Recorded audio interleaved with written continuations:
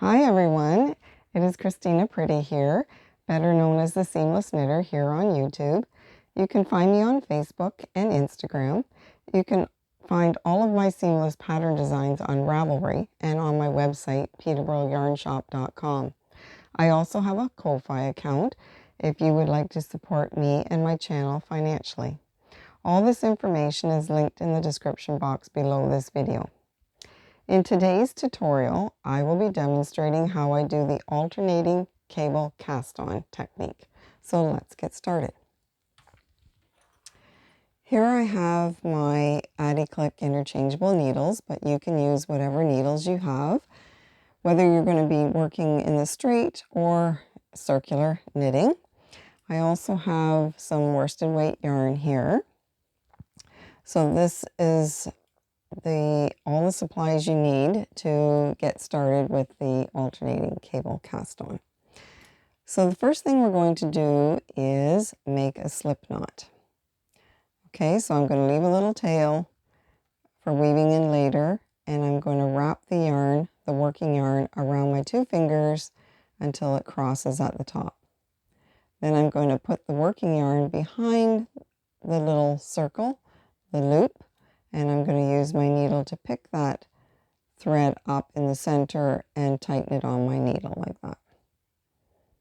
Okay, so you can see there's the slip knot. Now, to tell if you've done it properly, you can take it off, pull on both ends, and it should just pop right out if you've done it properly. So let's do that one more time. Wrap the working yarn around your two fingers, cross it at the top, put the working yarn behind the little slip knot, the circle, whatever you want to call it, and pick up the working yarn in the center and pull it up tight onto the needle like that. Okay, so this technique is taking the place of tubular cast on, which takes a lot of yarn management and a lot of effort to get the same result. So this is the mock version of a tubular cast on. So the first thing we're going to do now is we're going to take our empty needle here, and in this case I'm right-handed, so I'm taking the right hand needle and putting it into the slip knot as if to knit.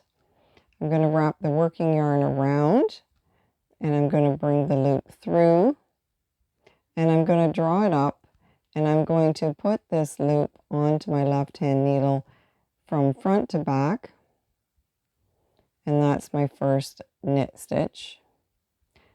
Then I'm going to bring my needle from back to front between the two stitches that are on my needle. So you can see the point of the needle facing me, and you can see that it's going through between both of these stitches. And I'm going to wrap the yarn around as if to purl, and I'm going to draw up a loop and do the same thing from front to back. I'm going to put that loop onto the left hand needle.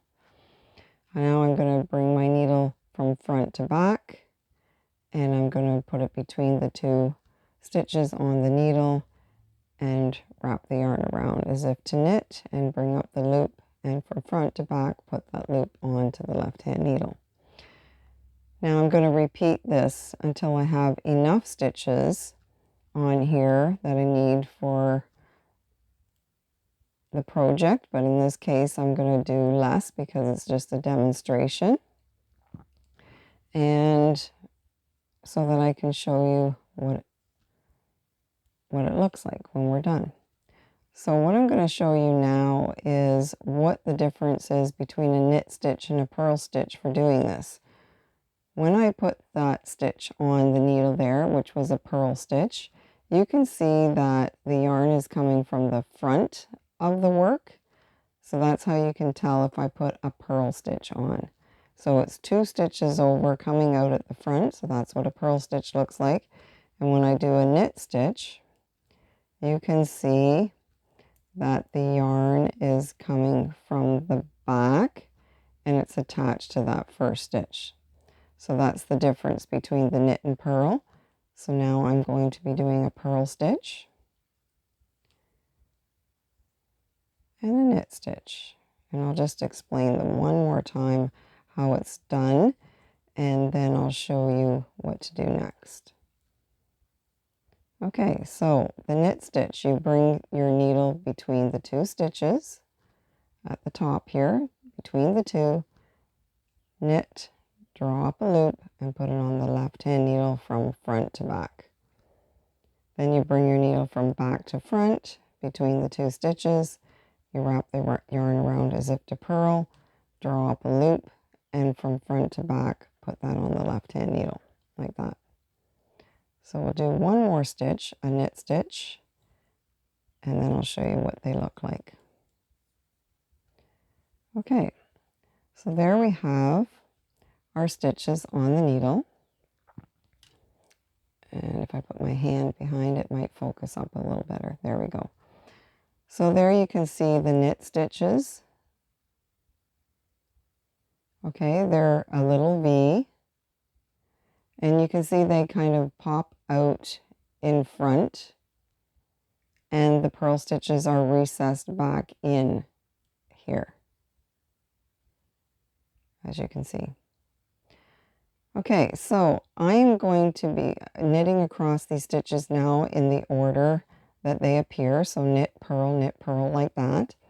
And I'm going to knit down to these last two stitches because I am going to remove these two stitches off the needle. I don't use knots in my knitting, and therefore the slip knot needs to come off. So I'm going to take those two off because I want to have a purl stitch first and I want to knit stitch last here. So I'm going to start this and I'm going to knit and purl across these stitches.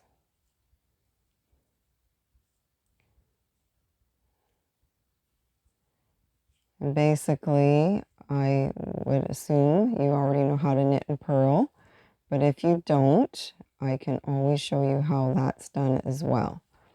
So a knit stitch, you put your right hand needle into the stitch, the knit stitch this way, wrap your yarn around, bring it through and take it off.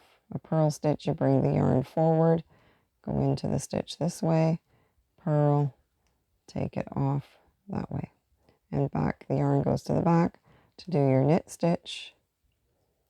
The yarn comes to the front to do your purl stitch.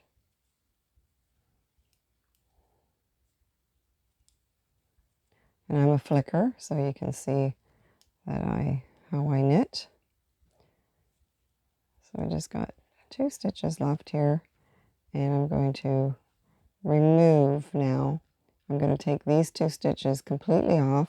I'm going to pull on the tail, and it pops out the slip knot, and everything is left the way I like it. So I'll just put my hand behind the stitches here so you can see. So there's my purl, knit, purl, knit, purl, knit, purl, knit, purl, knit, purl, knit, purl, knit. Okay, so whether you are knitting flat or in the round, this is your setup, how you would do it. So you would, if you're knitting in the round, of course, you'd have more stitches on here so that you'd be able to join in the round. So your working yarn, if you were working in the round, your working yarn is right there where you need it to be. All your stitches would come around into the circle, and the first stitch that you would knit would be your knit stitch that you have here on your needle. So that's the knit stitch, and you would end with the purl stitch. And this just really helps. It makes it easier to join your work in the round when you do your first row like this, because then it doesn't get twisted. So as you can see, this stitch, it's rounded right to the very bottom, and when you turn it over, it's rounded on the other side. So it's a mock of the tubular, and it looks the same, but is way easier to do. This is the one that I do. Okay, so I'll just show you what it looks like when you do the alternating cable cast off to match it. So here I've done it on this collar. As you can see, it's nicely rounded and the other side is rounded, and you can see that up here. So I've done that alternating cable cast off on the collar. I've also done it on the cuffs here, as you can see, and it's just a nice alternative to the tubular. And I've also done it on the bottom of the hem here as well. So if you want to see the alternating cable cast off, check out my other tutorial, and you'll have that matching cable, alternating cable cast on, along with the alternating cable cast off. So there you have it. If you found this tutorial helpful, please save it to watch later, share it with your friends, give it a thumbs up, subscribe to my channel, hit the bell to be notified of my next video or tutorial release. If you have any questions or suggestions, please leave them in the comments below this video, and I'll be happy to answer them. Thank you for watching and supporting my channel. Happy knitting!